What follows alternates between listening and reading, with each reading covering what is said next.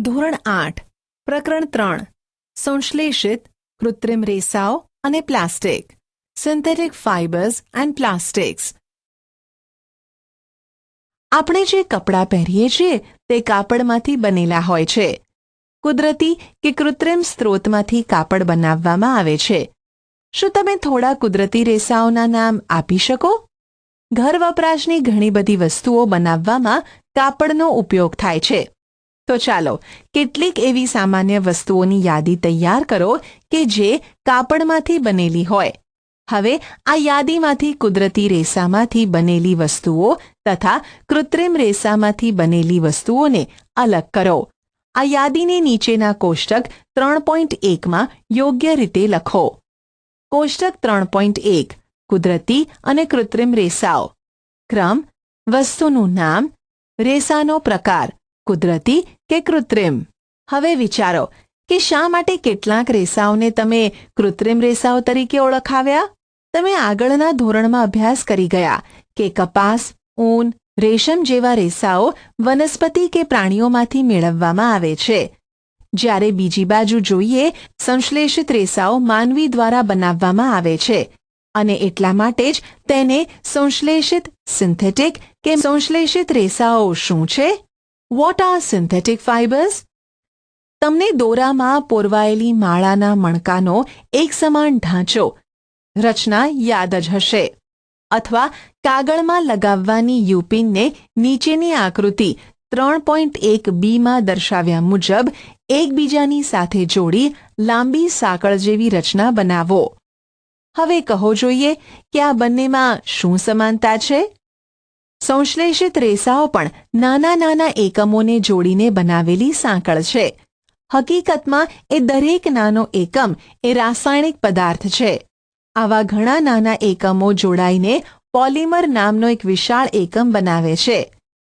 Polymer શબ્દ Greek ભાષાના બે શબ્દો પોલી એટલે ઘણા તથા મર એટલે ભાગ કે એકમ પરથી ઉતરી આવ્યો છે. આમ પોલિમર એ ઘણા બધા પુનરાવર્તિત એકમથી બનેલો હોય છે. પોલિમર કુદરતમાં પણ બનતા જોવામાં આવે છે. ઉદાહરણ તરીકે કપાસ એ સેલ્યુલોઝ તરીકે ઓળખાતો પોલિમર જ છે. સેલ્યુલોઝ એ મોટી સંખ્યામાં ગ્લુકોઝના એકમો જોડવાથી બને છે. સંશ્લેષિત રેસાઓના પ્રકાર. Types of synthetic fibres. Rayon. તમે ધોરણ 7માં અભ્યાસ કર્યો છે કે રેશમના કીડામાંથી રેશમના રેસાઓ મેળવવાની શોધ ચીનમાં થઈ હતી અને તે માહિતી લાંબા સમય સુધી ગુપ્ત રાખવામાં આવી હતી. રેશમના રેસામાંથી મેળવવામાં આવતું કાપડ ખૂબ મોંઘું હતું, પણ એનું સુંદર પોત એટલે કે ટેક્સચર સૌને આકર્ષતું હતું. ત્યારબાદ કૃત્રિમ રેશમ બનાવવાના પ્રયત્નો શરૂ થયા. 19મી સદીના અંત આસપાસ વૈજ્ઞાનિકો રેશમ જેવા જ ગુણધર્મો ધરાવતા રેસા બનાવવામાં સફળ થયા. લાકડાના માવા પર રાસાયણિક પ્રક્રિયા કરીને આ રેસા બનાવવામાં આવ્યા હતા. આ રેસાને રેયોન અથવા કૃત્રિમ રેશમ તરીકે ઓળખવામાં આવ્યા.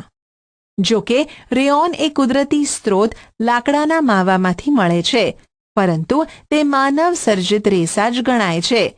તે રેશમ કરતાં સસ્તા છે અને તેને રેશમના રેસાની માફક વણી શકાય છે. તેને ઘણા બધા પ્રકારના રંગોથી રંગી શકાય છે.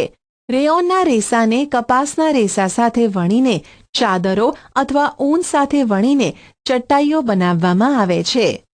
નાયલોન. નાયલોન એક અન્ય માનવસર્જિત રેસા છે. કોઈ પણ પ્રકારના કુદરતી કાચા માલ કે વનસ્પતિજન્ય કે પ્રાણીજન્યના ઉપયોગ વગર તેને ઈસવીસન 1931માં બનાવવામાં આવેલું. તે કોલસો, પાણી તથા હવાથી બનાવવામાં આવેલું. તે સૌપ્રથમ સંપૂર્ણ સંશ્લેષિત રેસા હતા. નાયલોનના રેસા મજબૂત, સ્થિતિસ્થાપક અને હળવા હોય છે. તે ચમકદાર તથા સરળતાથી ધોઈ શકાય તેવા હોય છે. તેથી કાપડ બનાવવા માટે તે ખૂબ જ પ્રચલિત થયા હતા. આપણે નાયલોનમાંથી બનેલી ઘણી ચીજવસ્તુઓ જેવા કે મોજા, દોરડા, તંબુ, ટૂથબ્રશ, કારના સીટ બેલ્ટ, સ્લીપિંગ બેગ, પડદા વગેરે વાપરીએ છીએ. નાયલોન એ પેરાશૂટ તથા પર્વતારોહણ માટેના દોરડા બનાવવા માટે પણ ખૂબ જ ઉપયોગી છે. હકીકતમાં નાયલોનનો તાંતણો એટલે કે રેસો સ્ટીલના વાયર કરતાં પણ મજબૂત હોય છે. શું નાયલોન રેસાઓ ખરેખર એટલા મજબૂત હોય છે કે તેમાંથી આપણે પેરાશૂટ અને પર્વતારોહણ માટેના દોરડા બનાવી શકીએ છીએ? ચાલો શોધી કાઢીએ. પ્રવૃત્તિ 3.1. એક ક્લેમ્પવાળું લોખંડનું સ્ટેન્ડ લો. એક 60 સેન્ટીમીટર લાંબો દોરો લો. આ દોરાને મુક્ત રીતે લટકે તે રીતે સ્ટેન્ડ સાથે આકૃતિ 3.5માં દર્શાવ્યા મુજબ બાંધો. તેના મુક્ત છેડે એક પલ્લું બાંધો જેથી તેમાં વજન મૂકી શકાય. દોરો તૂટી જાય ત્યાં સુધી તેમાં એક પછી એક વજન ઉમેરતા જાઓ. દોરો તોડવા માટે જરૂર પડેલા કુલ વજનની નોંધ કરો. આ વજન તે રેસાની મજબૂતાઈ એટલે કે સ્ટ્રેન્થ દર્શાવે છે. આ પ્રવૃત્તિનું પુનરાવર્તન ઊન, પોલિએસ્ટર, રેશમ તથા નાયલોનના દોરા લઈને પણ કરો. મળેલી માહિતીને કોષ્ટક 3.2માં દર્શાવ્યા મુજબ નોંધો. દોરાઓને તેની મજબૂતાઈ મુજબ ચડતા ક્રમમાં ગોઠવો. કોષ્ટક 3.2. ક્રમ. દોરાનો કે રેસાનો પ્રકાર. દોરો તોડવા માટે જરૂરી કુલ વજન. 1. કપાસ. 2. ઊન. 3. રેશમ. 4. નાયલોન. તમે દોરાને લટકાવવા માટે હૂક અથવા દિવાલમાં રહેલી ખિલ્લીનો પણ ઉપયોગ કરી શકો છો જેના નીચેના છેડે પોલિથીનની થેલી લટકાવેલી હોય. વજનને બદલે તમે એક સરખા કદની લખોટી કે કાંકરાનો ઉપયોગ કરી શકો છો. સાવચેતી. બધા જ દોરાઓની લંબાઈ તથા જાડાઈ લગભગ સરખી જ હોય તે ધ્યાનમાં રાખવું. પોલિએસ્ટર અને acrylic. Polyester and acrylic. Polyester એ અન્ય એક સંશ્લેષિત રેસા છે. આ રેસાઓથી બનતું કાપડ જલ્દીથી ચોળાઈ જતું નથી. તે કડક રહે છે તથા તેને ધોવું ખૂબ સરળ છે જેથી તે પહેરવાના કાપડ તરીકે વાપરવામાં ખૂબ જ અનુકૂળ છે. તમે પોલિએસ્ટરના શર્ટ તથા અન્ય વસ્ત્રો પહેરેલા લોકો જોયા હશે. ટેરિલિન એ ખૂબ જ જાણીતું પોલિએસ્ટર છે. તેના ખૂબ જ પાતળા રેસા બનાવી શકાય છે કે જેથી તેને અન્ય કોઈ પણ તાંતણા એટલે કે યાનની માફક વણી શકાય છે. મારી મમ્મી હંમેશા ખાંડ તથા ચોખાને ભરવા માટે પીઈટીની બાટલીઓ તથા પીઈટીની બરણીઓ વાપરે છે. મને થાય છે કે આ પીઈટી છે શું? પીઈટી એટલે કે પેટ એ પોલિએસ્ટરનું ખૂબ જ જાણીતું સ્વરૂપ છે. તે બાટલીઓ, વાસણો, પાતળી ફિલ્મ, વાયરો તથા બીજી ઉપયોગી વસ્તુઓ બનાવવા વપરાય છે. આજુબાજુ જોઈને પોલિએસ્ટરથી બનેલી વસ્તુઓની યાદી કરો. પોલિએસ્ટર એટલે કે પોલી પ્લસ એસ્ટર એ હકીકતમાં એસ્ટર નામના રસાયણના પુનરાવર્તનથી બને છે. એસ્ટર એ એવા રસાયણો છે જે ફળોને તેની સુગંધ આપે છે. પોલીકોટ, પોલીવુલ તથા ટેરીકોટ જેવા નામથી તેના કાપડ વેચાય છે. તેમના નામ મુજબ જ તે બે પ્રકારના રેસાઓ મિશ્ર કરીને બનાવાય છે.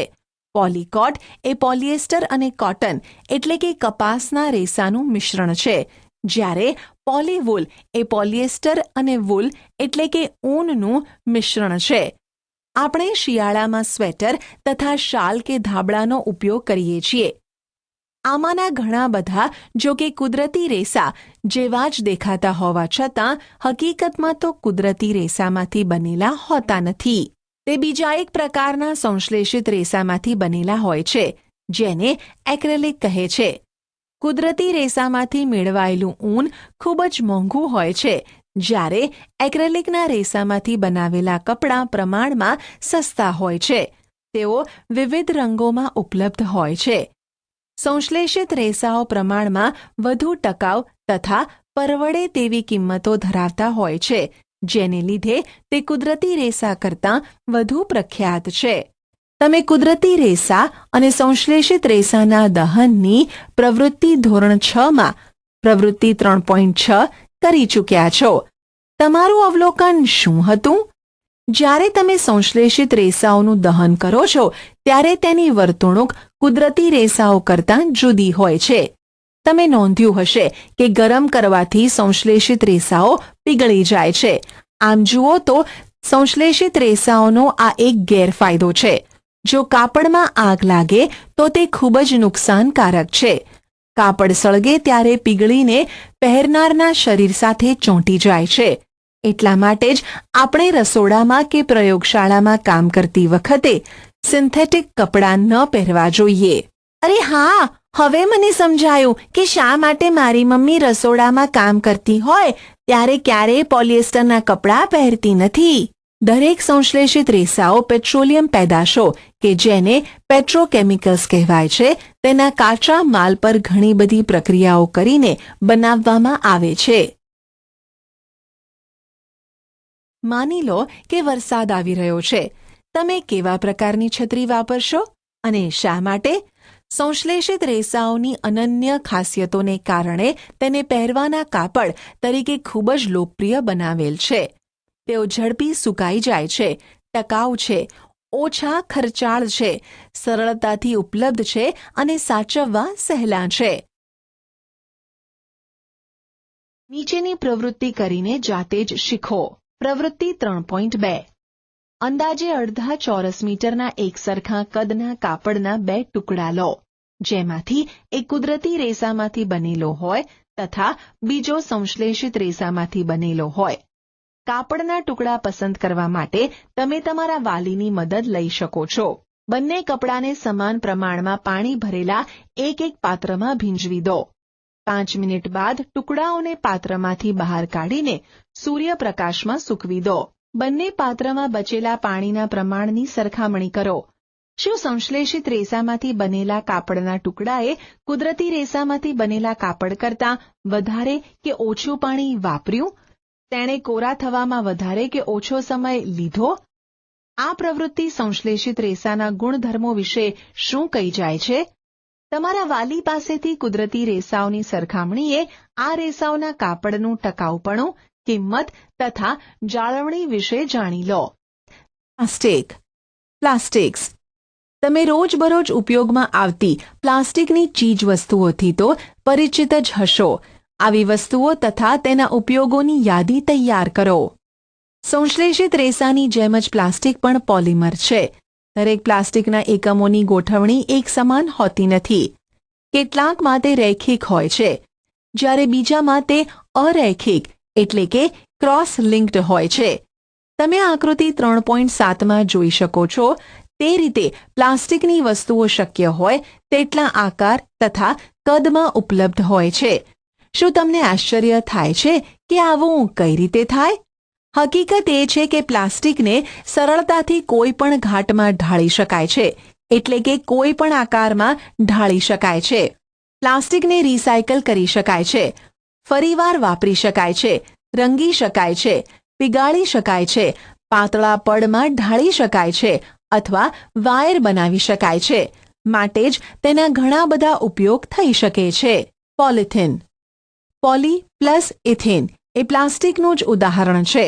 તે સામાન્ય વપરાશમાં ઉપયોગમાં આવતી પોલિથીન બેગ બનાવવામાં વપરાય છે. હવે તમારી જાતે જ પ્લાસ્ટિકના એક ટુકડાને વાળવાનો પ્રયત્ન કરો.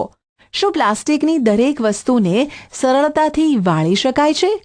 તમે નોંધશો કે પ્લાસ્ટિકની કેટલીક વસ્તુઓ સરળતાથી વાળી શકાય છે, જ્યારે કેટલીક બળપૂર્વક વાળવા જતાં તૂટી જાય છે.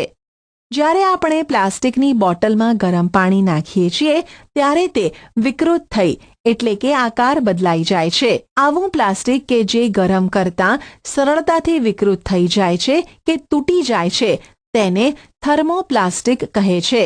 પોલિથીન અને પીવીસી એ થર્મોપ્લાસ્ટિકના ઉદાહરણ છે. તેઓ રમકડાં, કાંસકા અને જુદા જુદા પ્રકારના પાત્રો બનાવવા માટે વપરાય છે. બીજી બાજુ જોઈએ તો કેટલાક પ્લાસ્ટિકને એકવાર કોઈ આકારમાં ઢાળ્યા પછી તેને ગરમ કરીને નરમ કરી શકાતા નથી. તેને થર્મોસેટિંગ પ્લાસ્ટિક કહે છે. બેકેલાઇટ અને મેલામાઇન એ બે તેના ઉદાહરણો છે. બેકેલાઇટ એ ઉષ્મા અને વિદ્યુતનું અવાહક છે. તે વિદ્યુતની સ્વિચો, વિવિધ વાસણોના હાથાઓ વગેરે બનાવવા માટે વપરાય છે. મેલામાઇન એ બહોળા ઉપયોગમાં આવતો એટલે કે વર્સટાઇલ પદાર્થ છે. તે અગ્નિ અવરોધક છે અને બીજા પ્લાસ્ટિક કરતાં ગરમીને વધુ સહન કરી શકે છે. તે ભોંય તળિયાની ટાઇલ્સ, રસોડાના વાસણો તથા અગ્નિરોધક કાપડ બનાવવામાં ઉપયોગી છે. આકૃતિ 3.8માં થર્મોપ્લાસ્ટિક અને થર્મોસેટિંગ પ્લાસ્ટિકના વિવિધ ઉપયોગો વિશે દર્શાવેલું છે. આજે જો આપણે ખાદ્ય પદાર્થો, પાણી, દૂધ, અથાણા કે સૂકા ખોરાક વગેરેનો સંગ્રહ કરવાનો હોય તો પ્લાસ્ટિકના પાત્રો સૌથી અનુકૂળ લાગે છે. આ બાબત માટે તેમનું હળવું વજન, સસ્તી કિંમત, સારી એવી મજબૂતાઈ તથા સરળતાથી વાપરી શકાય તે બાબત કારણભૂત છે. ધાતુઓ કરતાં વજનમાં હલકું હોવાને કારણે પ્લાસ્ટિકનો ઉપયોગ મોટરકાર, હવાઈ જહાજ તથા અવકાશયાનમાં પણ થાય છે. જો યાદી બનાવવા જઈએ તો સ્લીપર, ફર્નિચર, સુશોભનની વસ્તુઓ વગેરે જેવી કેટલીય અસંખ્ય વસ્તુઓ ઉમેરાતી જાય. તો ચાલો હવે પ્લાસ્ટિકના ગુણધર્મો વિશે ચર્ચા કરીએ. પ્લાસ્ટિક બિનપ્રતિક્રિયાશીલ છે. Plastic is known reactive. તમે જાણો જ છો કે લોખંડ જેવા પદાર્થો જ્યારે ભેજ તથા હવામાં ખુલ્લા રાખવામાં આવે ત્યારે તેને કાટ લાગે છે. તેઓ સરળતાથી ખવાઈ જાય છે.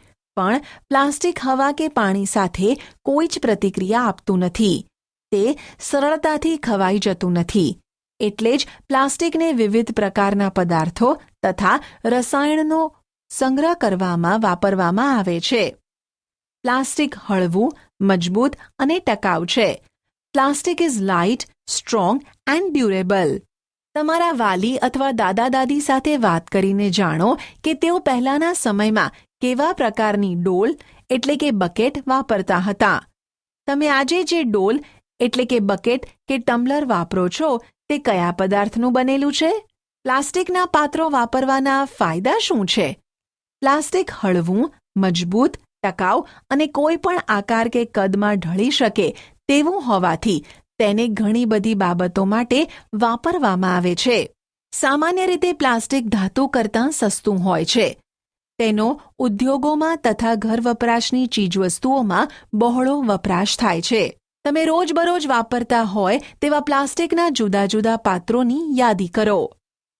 પ્લાસ્ટિક અવાહક છે. Plastic are poor conductors. તમે આગળ શીખી ગયા છો કે પ્લાસ્ટિક એ ઉષ્મા અને વિદ્યુતના અવાહક છે.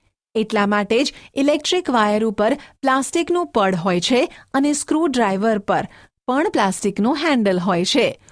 ઉપર દર્શાવ્યા મુજબ તળવાની કઢાઈના હેન્ડલ પણ પ્લાસ્ટિકના બનેલા હોય છે. શું તમે જાણતા હતા? સ્વાસ્થ્ય સંબંધી ઉદ્યોગો એટલે કે હેલ્થકેર ઇન્ડસ્ટ્રીમાં પ્લાસ્ટિકનો બહોળો પ્રમાણમાં ઉપયોગ થાય છે. તેના કેટલાક ઉપયોગોમાં દવાની ગોળીઓનું પેકિંગ, ઘાને ટાંકા લેવા માટેના દોરા, સિરિંજ, ડોક્ટરના ગ્લોવ્સ અને બીજા કેટલાક તબીબી સાધનો વગેરેનો સમાવેશ થાય છે. માઇક્રોવેવ ઓવનમાં પ્લાસ્ટિકના ખાસ પ્રકારના રસોઈના વાસણો વપરાય છે, જેમાં ગરમીને લીધે ખોરાક રંધાય છે, પરંતુ પ્લાસ્ટિકના વાસણને કાંઈ અસર થતી નથી. ટેફલોન એ ખાસ પ્રકારનું પ્લાસ્ટિક છે, જેમાં પાણી કે તેલ ચોંટતું નથી. તે રસોઈના વાસણોને નોનસ્ટિક પડ ચડાવવામાં ઉપયોગી છે. અગ્નિરોધક ફાયરપ્રૂફ પ્લાસ્ટિક. જો કે સંશ્લેષિત રેસા સરળતાથી આગ પકડી લે છે, પરંતુ એ વાત રસપ્રદ છે કે ફાયરમેનના યુનિફોર્મને અગ્નિરોધક બનાવવા માટે મેલામાઇન પ્લાસ્ટિકનું જ પડ ચડાવવામાં આવે છે. પ્લાસ્ટિક અને પર્યાવરણ. Plastics and the environment. જ્યારે આપણે બજારમાં જઈએ છીએ ત્યારે સામાન્ય રીતે આપણને પ્લાસ્ટિકમાં વીંટાળીને કે પોલિથીન બેગમાં પેક કરીને ચીજવસ્તુઓ આપવામાં આવે છે. આપણા ઘરમાં પ્લાસ્ટિકની નકામી વસ્તુઓ એકઠી થવા પાછળનું આ પણ એક કારણ છે. અંતે તો એ પ્લાસ્ટિક કચરા ટોપલીમાં જ જાય છે. પ્લાસ્ટિકનો નિકાલ કરવો એક વિકટ સમસ્યા છે. શા માટે? એવા પદાર્થો કે જે કુદરતી પ્રક્રિયાઓ જેવી કે બેક્ટેરિયાની ક્રિયાઓ વડે જ વિઘટન પામે છે તેને જૈવ વિઘટનીય બાયોડિગ્રેડેબલ કહે છે. જે પદાર્થો સરળતાથી કુદરતી પ્રક્રિયાઓ વડે વિઘટન પામતા નથી તેને જૈવ અવિઘટનીય નોન બાયોડિગ્રેડેબલ કહે છે. હવે કોષ્ટક 3.3 જુઓ. કોષ્ટક 3.3. કચરાનો પ્રકાર, વિઘટન થવાનો અંદાજિત સમય, પદાર્થનો પ્રકાર, ફળો અને શાકભાજીની છાલ, વધેલી રસોઈ વગેરે. 1 થી 2 અઠવાડિયા, જૈવ વિઘટનીય. કાગળ 10 થી 30 દિવસ, જૈવ વિઘટનીય. સુતરાઉ કાપડ 2 થી 5 મહિના, જૈવ વિઘટનીય. લાકડું 10 થી 15 વર્ષ, જૈવ વિઘટનીય. ઊનના કપડાં લગભગ 1 વર્ષ, જૈવ વિઘટનીય. ટીન, એલ્યુમિનિયમ અને ધાતુના કેન 100 થી 500 વર્ષ, જૈવ અવિઘટનીય. પ્લાસ્ટિકની થેલીઓ કેટલાક વર્ષો, જૈવ અવિઘટનીય. અમુક પ્લાસ્ટિકને વિઘટન પામતા કેટલાક વર્ષો થતા હોવાથી તે ઇકો ફ્રેન્ડલી, એન્વાયરમેન્ટ ફ્રેન્ડલી નથી. તે પર્યાવરણમાં પ્રદૂષણ કરે છે. આ ઉપરાંત સંશ્લેષિત પદાર્થોનું દહન ધીમું થાય છે અને તેનું સરળતાથી સંપૂર્ણ દહન થતું નથી. પ્રક્રિયા દરમિયાન તેમાંથી ઘણા ઝેરી ધુમાડા વાતાવરણમાં છૂટે છે, જેને લીધે હવાનું પ્રદૂષણ થાય છે. આ મુશ્કેલીનું કઈ રીતે નિવારણ થશે? શું તમે કચરાના એવા ઢગલા જોયા છે જ્યાં પ્રાણીઓ, ખાસ કરીને ગાય, કચરો ખાતી હોય? ખાદ્ય કચરો ખાવાની પ્રક્રિયા દરમિયાન તે પોલિથીન બેગ અને ખાદ્ય પદાર્થોના પેકિંગ પણ ખાઈ જાય છે. શું તમે તેના પરિણામોની કલ્પના કરી શકો છો? પ્લાસ્ટિક મટીરિયલ આવા પ્રાણીઓના શ્વસન તંત્રમાં ફસાઈ જાય છે અથવા પેટમાં એક અસ્તર બનાવી દે છે અને તેમના મૃત્યુનું કારણ બને છે. અહીં તહીં બેજવાબદાર રીતે ફેંકાયેલી પોલી બેગ્સને લીધે ગટરો પણ ભરાઈ જાય છે. કેટલીકવાર આપણે પણ બેજવાબદાર બનીને વેફર, બિસ્કિટ અને અન્ય ખાદ્ય પદાર્થોના પેકિંગ રસ્તા ઉપર, બગીચામાં કે પિકનિક સ્થળે ફેંકી દઈએ છીએ. શું આવું કરતા પહેલા આપણે વિચારવું ન જોઈએ? તમે એક જવાબદાર નાગરિક તરીકે જાહેર સ્થળોને સ્વચ્છ અને પ્લાસ્ટિક મુક્ત રાખવા કયા પગલાં સૂચવશો? બને ત્યાં સુધી પ્લાસ્ટિકનો ઉપયોગ કરવાનું ટાળો. ખરીદી કરવા જાઓ ત્યારે સુતરાઉ તથા શણની થેલીઓનો ઉપયોગ કરો. જૈવ વિઘટનીય અને જૈવ અવિઘટનીય કચરાને અલગ અલગ એકઠો કરો અને નિકાલ કરો. આ બાબતની આદત ઘરમાં પણ પાડો. શું તમે બીજા કોઈ માર્ગ સૂચવી શકો જેથી પ્લાસ્ટિક મટીરિયલનો વપરાશ ઘટાડવામાં કોઈ ફાળો આપી શકાય? પ્લાસ્ટિકના કચરાનું રિસાયકલિંગ કરવું જોઈએ. મોટા ભાગના થર્મોપ્લાસ્ટિક રિસાયકલ કરી શકાય છે. રિસાયકલ કરી શકાય તેવી વસ્તુઓની યાદી કરો. જો કે રિસાયકલિંગ દરમિયાન તેમાં કેટલાક રંગકો ઉમેરી શકાય, જેને લીધે તેના ઉપયોગને ખાસ કરીને ખાદ્ય પદાર્થોના સંગ્રહ માટે અટકાવી શકાય. જાગૃત નાગરિક તરીકે 4Rના સિદ્ધાંતને યાદ રાખવો જોઈએ: રિડ્યુસ, રીયુઝ, રિસાયકલ અને રિકવર. એવી આદતો કેળવો જેથી પર્યાવરણને ફાયદો થાય. રેસાનો વિવેક, ફાઇબર વાઇઝ. જળાશયોમાં કે રસ્તા ઉપર પ્લાસ્ટિક બેગ ન ફેંકો. ખરીદી કરવા જાઓ ત્યારે સુતરાઉ કાપડની કે શણની થેલી લઈને જાઓ. પ્લાસ્ટિક મટીરિયલનો વપરાશ ઓછામાં ઓછો કરો. દાખલા તરીકે, પ્લાસ્ટિકના લંચ બોક્સને બદલે સ્ટીલનું લંચ બોક્સ વાપરવું જોઈએ. પારિભાષિક શબ્દો: એક્રેલિક, એક્રેલિક. કૃત્રિમ રેશમ, artificial silk. Nylon, nylon. Plastic, plastic. Polyester, polyester. Polymer, polymer. Polythene, polythene. Rayon, rayon. સંશ્લેષિત રેસા, સિન્થેટિક ફાઇબર્સ.